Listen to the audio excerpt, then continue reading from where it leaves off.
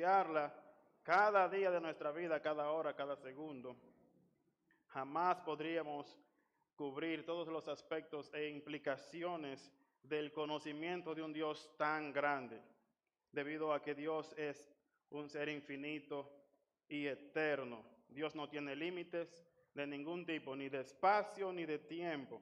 Su grandeza, dice el Salmo 145, es inescrutable. Así que no pretendo, y espero que usted tampoco, cubrir en esta serie todos los aspectos implicados en estas sublimes verdades acerca del Dios de la Biblia. Ningún hombre es capaz de hacer tal cosa. Pero lo que sí espero, y escuche con atención, es que este conocimiento nos impacte de tal forma que transforme y que cambie nuestra manera de ser, que cambie nuestra conducta y por lo tanto nuestra manera de acercarnos a Dios, de servirle a Él y de amarle. Porque como hemos dicho en otras ocasiones, si el conocimiento de Dios no nos transforma, es porque no estamos conociendo al Dios verdadero. Estamos adorando un ídolo creado a nuestra imagen, propio o producto de nuestro engañoso corazón. Si ese conocimiento de Dios no nos transforma, entonces tenemos un ídolo, porque conocer al Dios verdadero siempre produce un efecto en la vida de aquel que se acerca a su presencia. Esta mañana quiero que leamos ahora, sí, con esta breve introducción, el Salmo donde les había indicado, Salmo 139 y el versículo número 7 hasta el 12. ¿A dónde me iré de tu espíritu? ¿O a dónde huiré de tu presencia? Si subo a los cielos, allí estás tú. Si en el Seol preparo mi lecho, allí tú estás. Si tomo las alas del alba, y si habito en lo más remoto del mar, aún allí me guiará tu mano, y me tomará tu diestra. Si digo, ciertamente las tinieblas me envolverán, y la luz a mi alrededor será noche, ni aun las tinieblas son oscuras para ti, y la noche brilla como el día.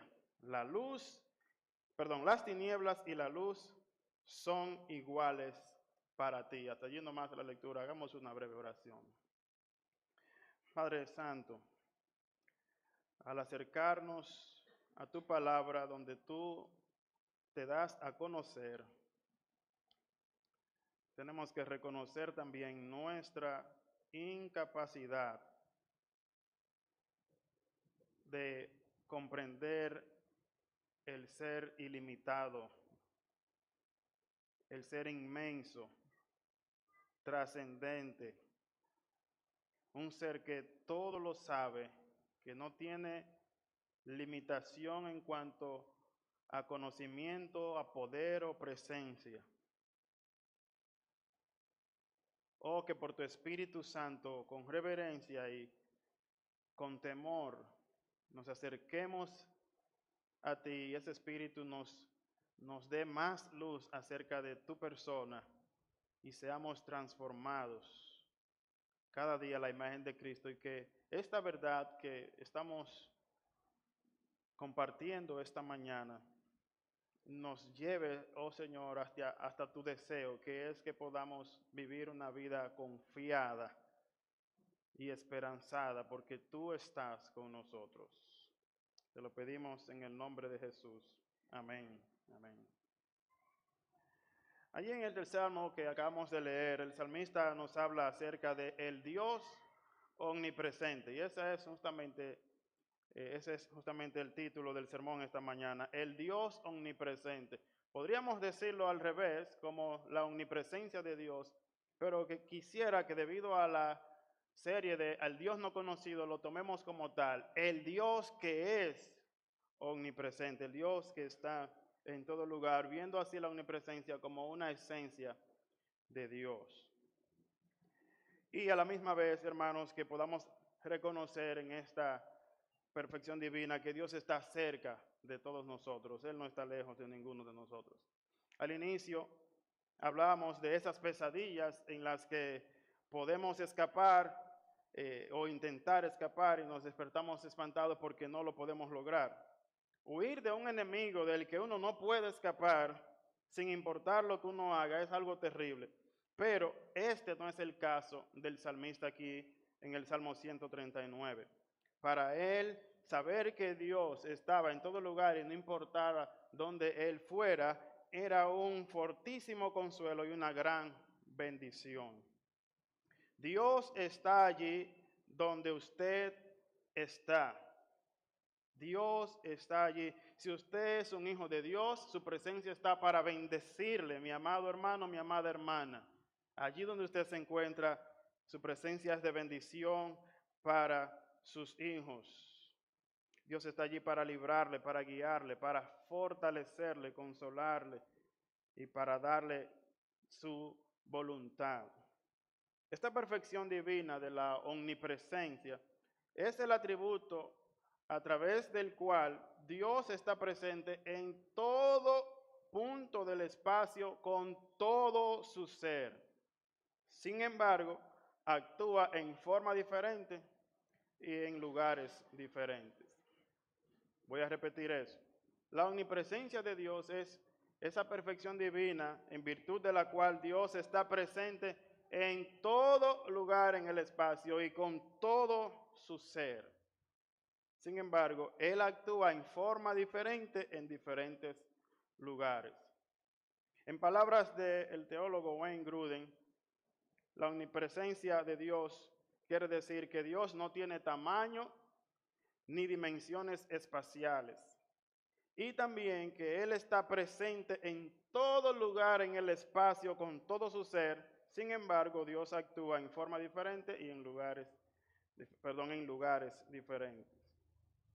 La semana pasada dije algo que quisiera aclarar en esta mañana acerca de la omnisciencia de Dios. Cuando hablamos de que Dios, por ser un ser infinito, que se conoce a sí mismo plenamente y por lo tanto conoce todo lo que hay en el universo debido a que todo está en Él, todo está contenido en Él. Y decíamos en aquella ocasión que aunque todas las cosas están contenidas en Dios, Dios no está en todas las cosas. Y aquí viene la aclaración, porque aquí hay un fallo en la conjugación del verbo to be o el verbo ser o estar. Pues debe ser dicho de esta manera, todas las cosas están contenidas en Dios, pero Dios no es todas las cosas. Decir que Dios es todas las cosas es panteísmo, que esa abeja es Dios, esa silla es Dios, confundir la criatura con el creador. Lo que sí podemos decir, hermanos, es lo siguiente: todas las cosas están en Dios, pero Dios no es todas las cosas, aunque Dios sí está presente en todas las cosas. La definición dice que Dios está presente en todo lugar. Fíjese cómo el salmista dice: ¿a dónde me iré de tu espíritu? Dios es un ser espiritual. Por eso es que no tiene dimensiones, no tiene tamaño, no tiene una forma. ¿A dónde podría huir de tu espíritu? Fíjese que un ser limitado, una criatura, reconoce que no hay un lugar donde él pueda irse del Espíritu de Dios. ¿A dónde huiré de tu presencia? Observe lo que dice el profeta Jeremías en el capítulo 23 y versículo 23. Jeremías 23, 23. ¿Acaso soy yo un Dios solo de cerca? Declara el Señor, y no un Dios de lejos. ¿Podrá alguien esconderse en los escondites de modo que yo no lo vea? Declara el Señor. ¿No lleno yo los cielos y la tierra? Declara el Señor. No podemos decir que Dios, o acerca de la omnipresencia de Dios, simplemente como una parte de Dios que está presente en todo lugar, porque eso sería pensar en términos espaciales. Voy a poner un ejemplo. Por medio de estos medios tecnológicos, uno puede estar en diferentes lugares a la vez. Mi voz, por causa de esas bocinas, se podría decir que están llenando cada espacio de este lugar. Pero yo como ser, como persona, no estoy llenando cada espacio, estoy en este espacio. Aunque la voz mía se escuche fuera de aquí, yo no sé lo que está pasando fuera de aquí. Yo solamente sé lo que mis ojos pueden ver o perciben mis oídos. Y lo que mis oídos perciben, que puede estar un poquito más lejos de lo que mis ojos pueden ver, tampoco yo tengo una definición clara de qué es lo que está pasando o qué es lo que está produciendo el sonido. ¿Me entienden? En el caso de Dios no es así. Dios está presente en todo lugar con todo su ser. Y luego veremos por qué en una predicación acerca de la simplicidad de Dios. Entonces parece más apropiado que nosotros podamos hablar de Dios como que está presente con todo su ser en cada parte del espacio, no una parte de Dios. Fíjese, el salmista no dice, si subo al cielo, allí está tu cabeza. Y si bajo al fondo del abismo, allí están tus pies. Como que Dios está dividido una parte arriba y una parte abajo. ¿Cómo dice el salmista? Más bien dice el versículo 8. Vayan conmigo leyendo. Si subo a los cielos, allí estás tú. ¿Quién está ahí en los cielos? Tú, todo tú está ahí. Si en el Seol preparo mi lecho, allí tú estás. Plenamente Dios.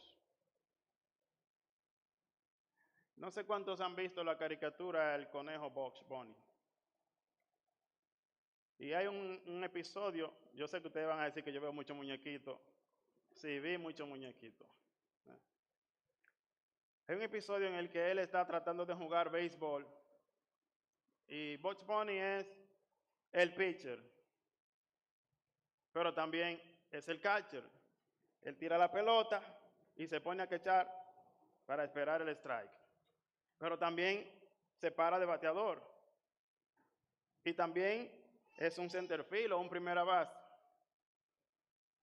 Bueno, Dios no es así. No se imagina a Dios así. Porque Bugs Bunny tiene que dejar un lugar para ocupar otro. Dios no tiene que hacer eso. Está plenamente en todo lugar y a la misma vez.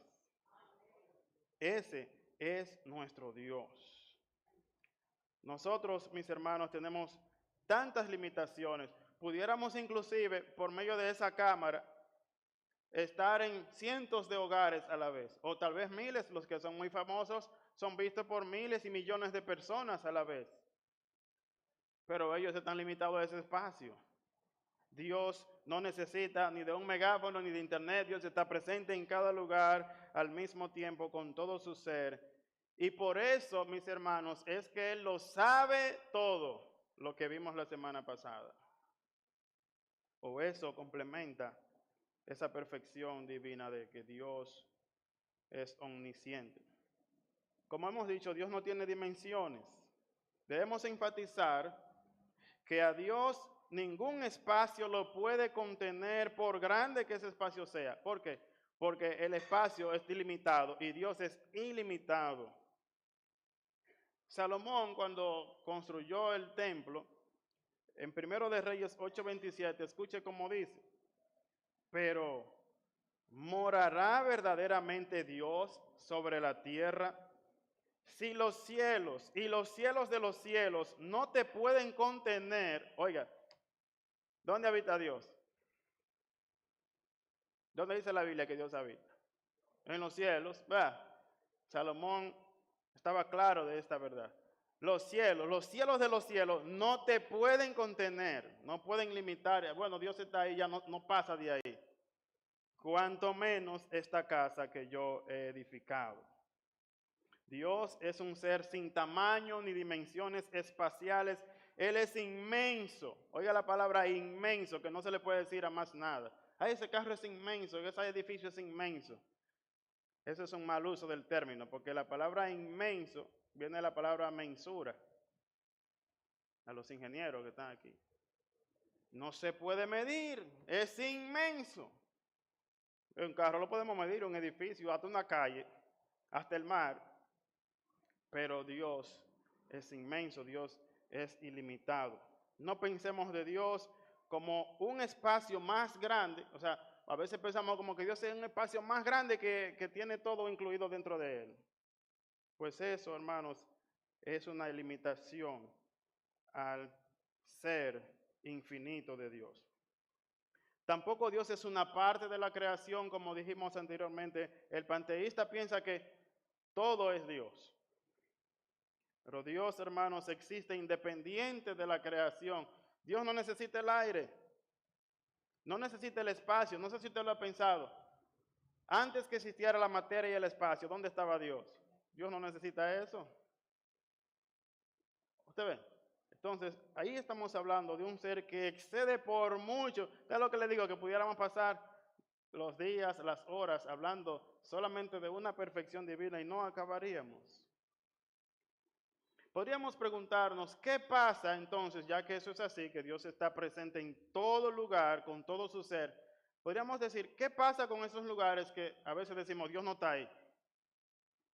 A veces la gente dice esta frase, tú, eso es de Dios, o eso no es de Dios, o Dios no está ahí.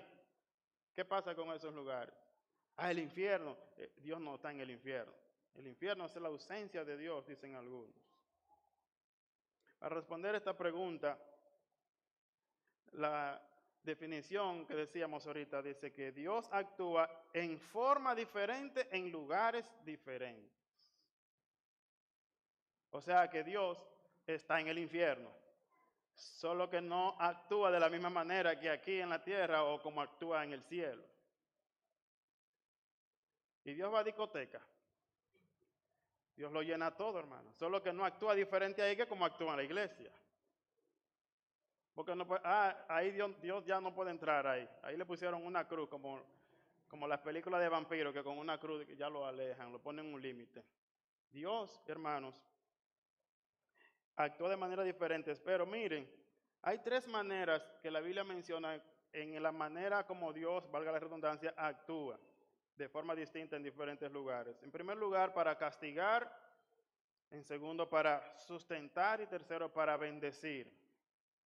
Veamos para castigar, cómo la Biblia habla acerca de la presencia de Dios para castigar. Vaya a Amós capítulo 9 y versículo 1. El profeta Amós capítulo 9 y el versículo 1.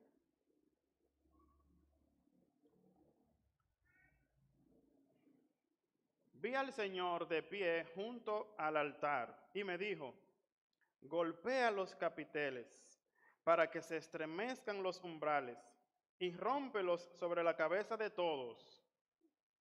Entonces mataré a espada al resto de ellos. No habrá entre ellos fugitivo que huya. ¡Qué pesadilla! Dios dice, seré ese enemigo que le caeré atrás. No habrá fugitivo de ellos que huya, ni refugiado de ellos que escape. Aunque suban al cielo, de allí los haré bajar. Aunque se escondan en la cumbre del Carmelo, allí los buscaré y los tomaré. Aunque se oculten de mis ojos en el fondo del mar, allí ordenaré a la serpiente que los muerda. Aunque vayan al cautiverio delante de sus enemigos, allí ordenaré a la espada que los mate. Y pondré sobre ellos mis ojos para... ¿No están leyendo conmigo? Para mal. Allí pondré mis ojos sobre ellos para mal y no para bien, declara el Señor. Dura cosa es caer en las manos de un Dios vivo. Mire, cuando usted lee en el Deuteronomio del capítulo 25 en adelante, cuando el Señor le dice al pueblo, ¿qué les va a pasar a ellos si ellos se sujetan a los mandamientos y siguen lo que dicen? Miren, ustedes dirán, la gente le pedirá prestado, ustedes serán los que gobernarán todo. Pero si ustedes hacen lo contrario y hacen lo que su corazón les dice y no obedecen mis leyes, mire, usted no quiere ni leer, eso es tétrico todo lo que dice ahí. Cuando anduvieren, repite eso, cuando ustedes anduvieren conmigo en oposición. Andar con Dios en oposición. O sea, Dios está ahí, pero es un enemigo. Qué horrible. Aquí vemos esa presencia de Dios para castigo. La presencia de Dios es para castigar a los que son rebeldes y desobedientes. Pero también en ocasiones vemos una manifestación de la presencia de Dios para sustentar. Colosenses capítulo 1, 17 dice, y Él es antes de todas las cosas, y todas las cosas en Él permanecen o subsisten o son un todo coherente, dependiendo de la traducción que usted tenga. Pero la idea es que todo está siendo sustentado por Dios. Miren, ¿ustedes saben por qué ese techo no se cae de allá arriba? Porque Dios lo está sustentando. No es porque esas vigas sean fuertes y que el que la soldó es un buen soldador. No tiene nada que ver con eso. Porque todas las cosas preservan sus propiedades porque Dios las sostiene. Mire, ese púlpito se desintegraría inmediatamente si la obra de sustentación de Dios deja de hacer su obra ahí. Si Dios retira su aliento, al instante morimos. Entonces usted no está sentado en esa silla porque esa silla es buena, porque la hizo un cristiano que es serio. No, es porque Dios le está sustentando. El hierro se mantiene como hierro porque Dios lo sustenta. Entonces su presencia está aquí para sustentar. De la misma manera que Dios está en lugares donde se está haciendo lo malo y está sustentando. La semana que viene hablaremos de la omnipotencia divina, pero usted no sé si había pensado en esto. El autor de la vida, el que sostiene todo, estaba sustentando a aquellos que lo estaban clavando en la cruz. El autor de la vida, el que sostiene todo, estaba sustentando el clavo. Porque el clavo o los clavos preservaban esa propiedad de dureza y de mantenerse fijo ahí, porque el autor de la vida que estaba clavado ahí lo estaba haciendo esa obra de sustentación y nunca dejó de hacerla.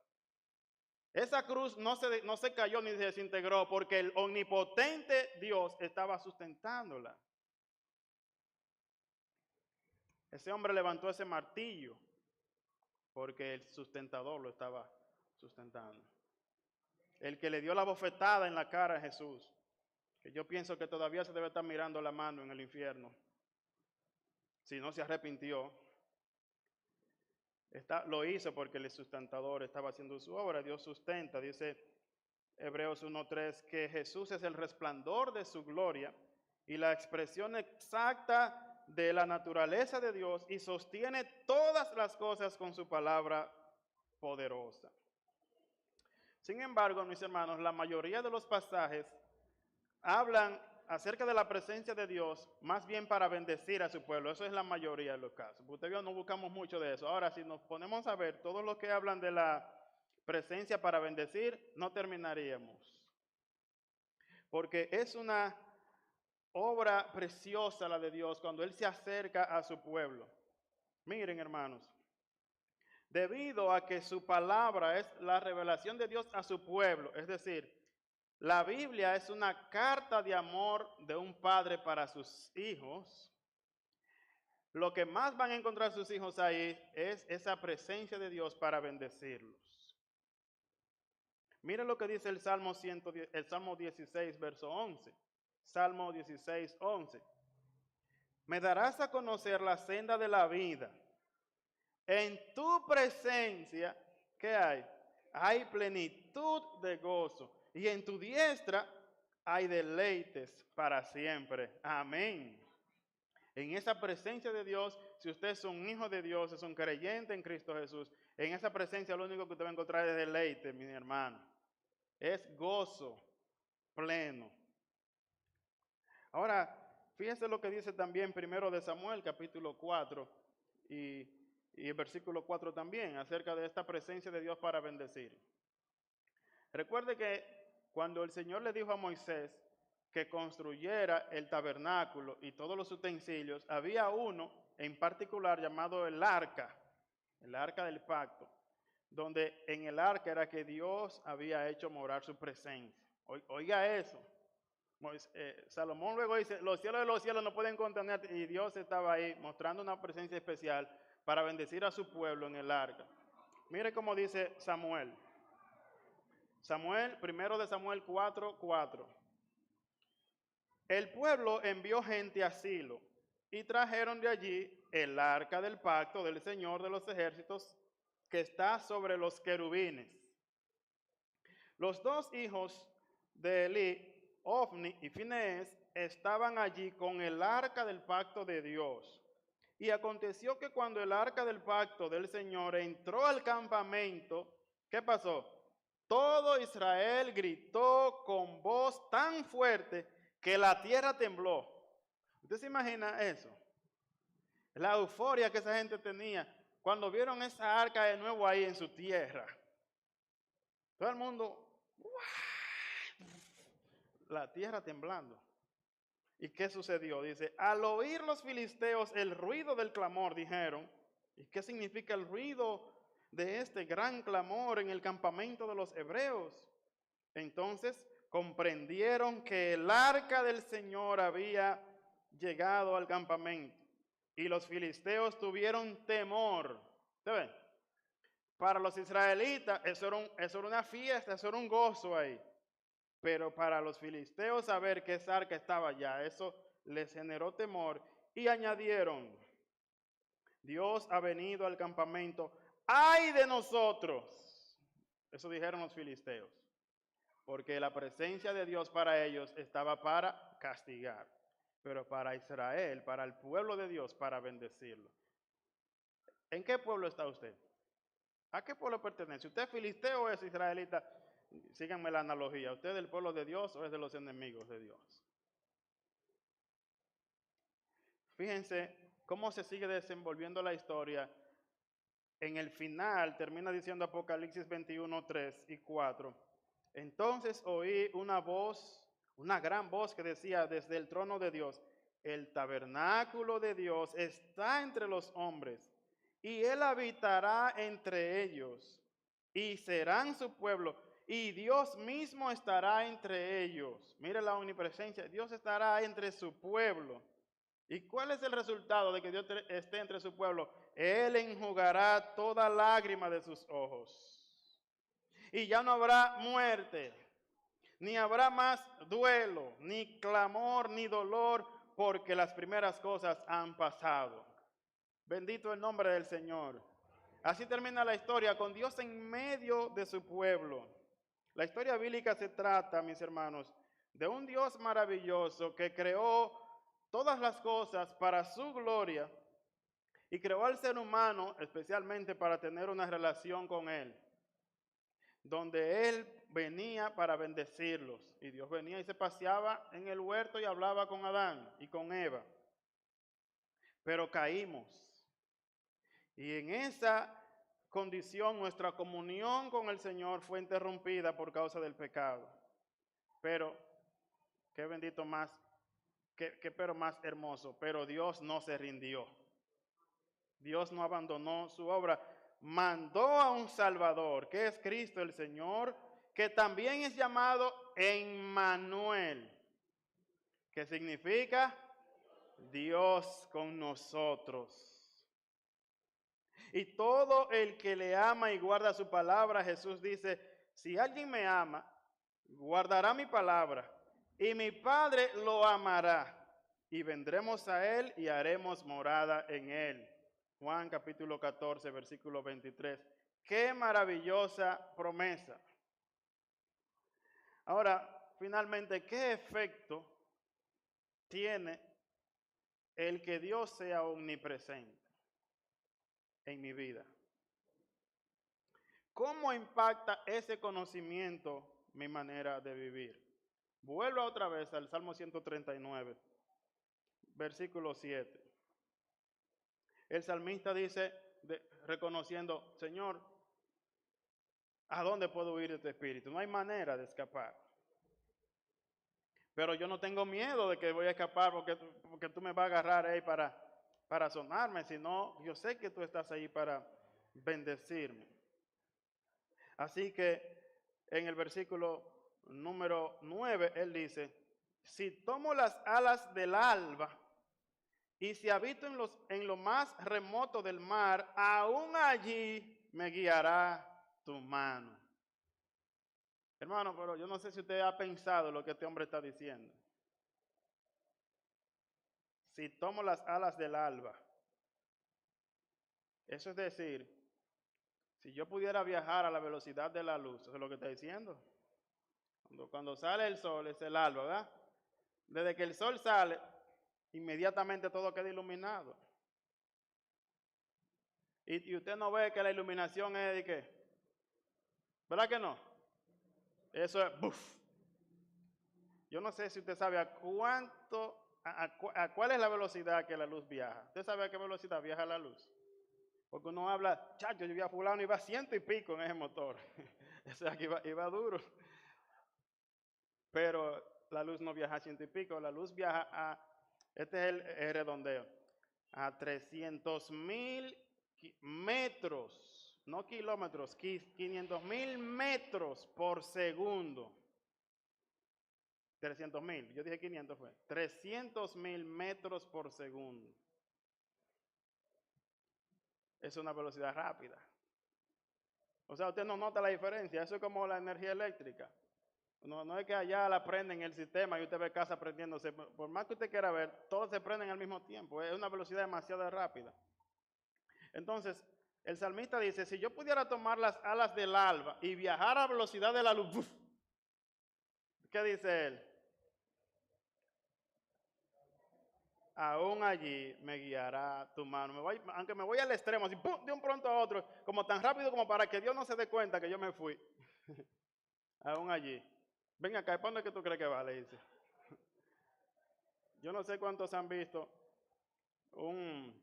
una caricatura, yo sé, cuando yo era niño vi muchos muñequitos, llamado Drupi. Drupi era un perrito que era muy tonto porque hablaba muy lento y todo. Entonces, hay un episodio en el que él va a atrapar a un supuesto asesino que era otro perro que se escapó de la cárcel. Entonces, soltaron a todos los perros sabuesos que iban a atraparlo. Salieron todos rapidísimo. Y Bluepy iba ahí al pasito más lento que la tortuga. Pero cuando el ladrón que agarró un vehículo y llegó rapidísimo a un apartamento y se trancó, ahí estaba Bluepy. Y le dice, óigame, señor ladrón, quédese ahí que yo voy a llamar a la policía para cobrar su recompensa. Y él le dice, sí, que perro más tonto, dice. Y el perrito fue a llamar a la policía. Y en eso, el perro malo salió rapidísimo por la parte de atrás, se montó en un motor, se subió a un tren, se subió a un barco, se subió a un avión. Oiga, me llegó, quién sabe. Y cuando llegó se trancó allá en ese otro país lejano. Ahí estaba Bluepy. O Drupi, que yo no me olvidé. Y siempre decía, ya te vi. Aunque viajes a la velocidad de la luz, allí el Señor, ¿qué estás haciendo? Me dijo, ¿para dónde es que tú vas?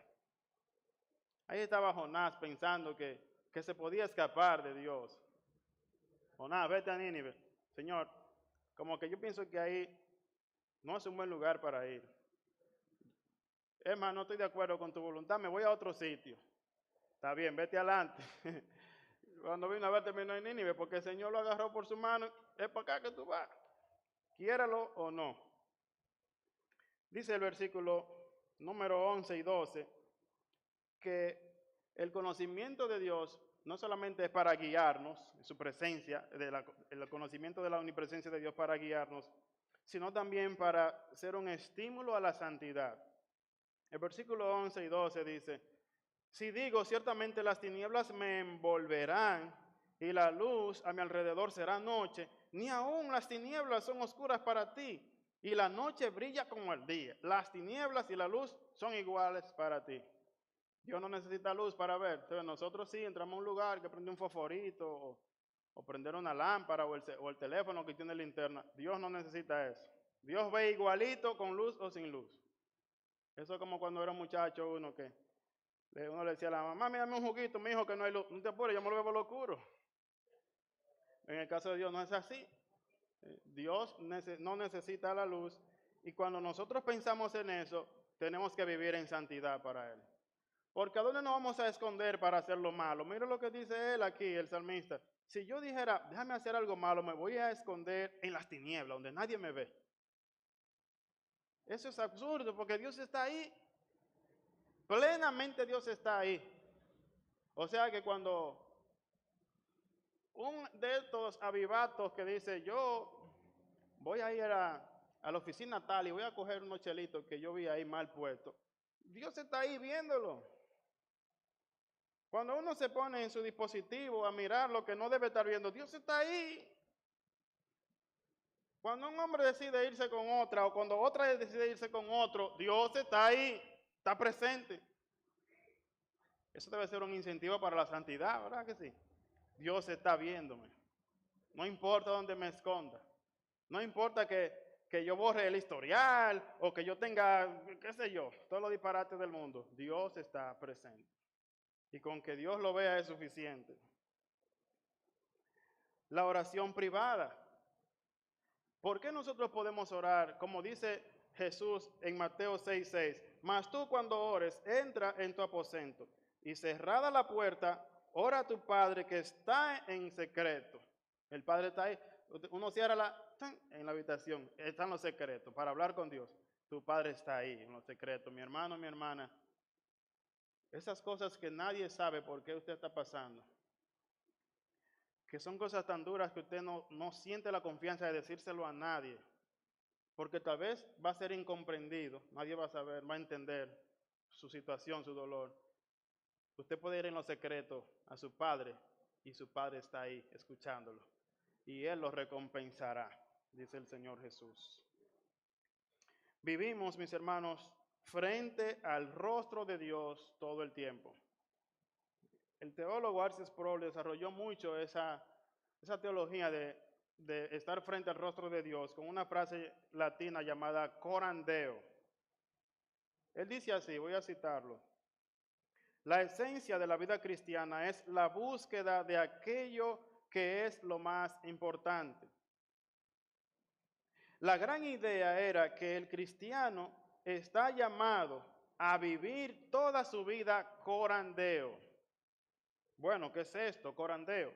Significa delante del rostro de Dios o en la presencia de Dios. Sproul sigue diciendo, ¿no es esa una vocación sublime? ¿No es ese el deseo más grande y la promesa más maravillosa que Dios le da al cristiano en la Sagrada Escritura? Aquello que se le niega a todo cristiano en el mundo es poder mirar directamente el rostro de Dios.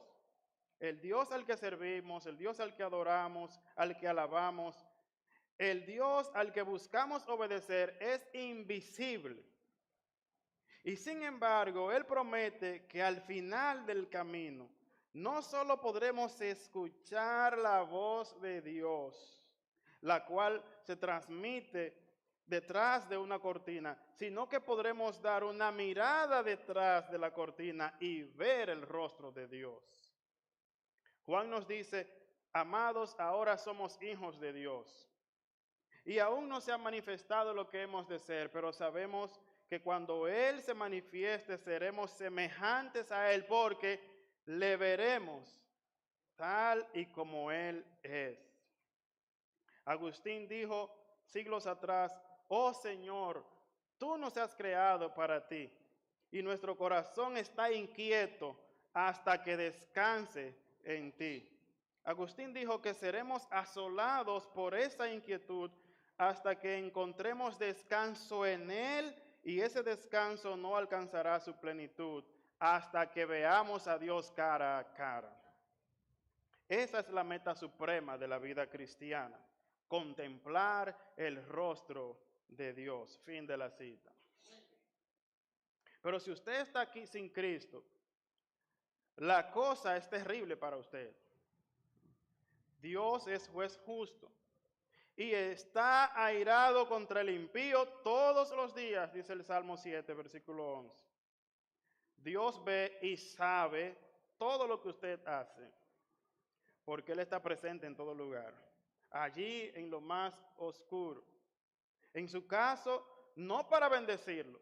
Dios no está ahí para bendecirlo, ni para aprobar lo que usted está haciendo.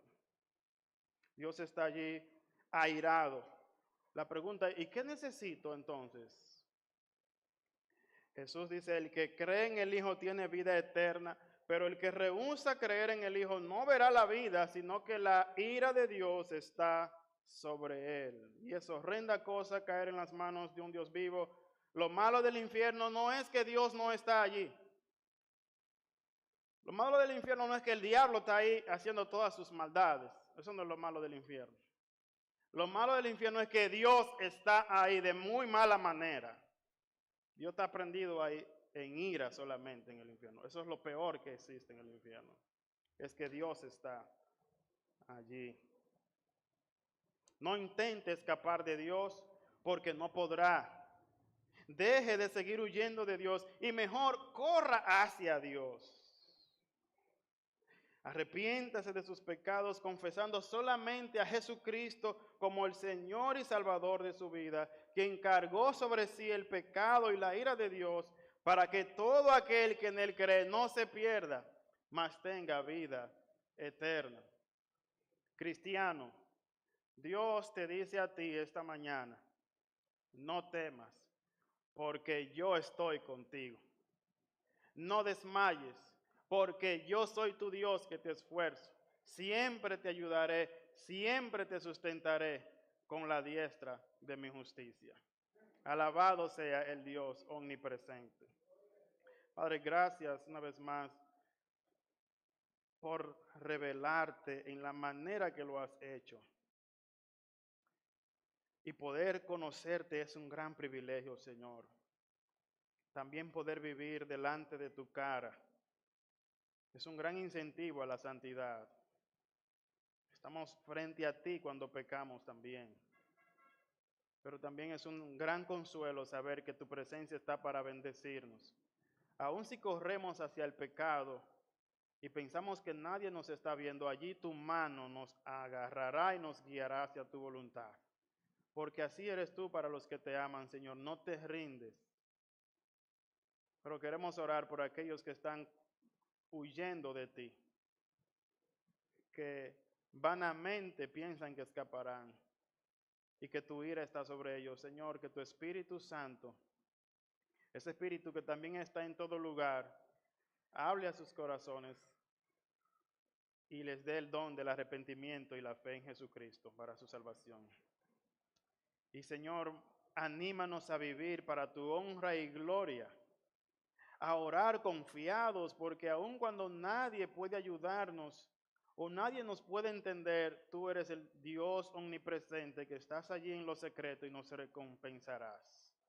Y tu promesa de estar con nosotros es fiel, de estar todos los días hasta el fin del mundo para sostenernos y para guardarnos con tu diestra victoriosa. En el nombre de Jesús. Amén. Amén. El Señor los bendiga.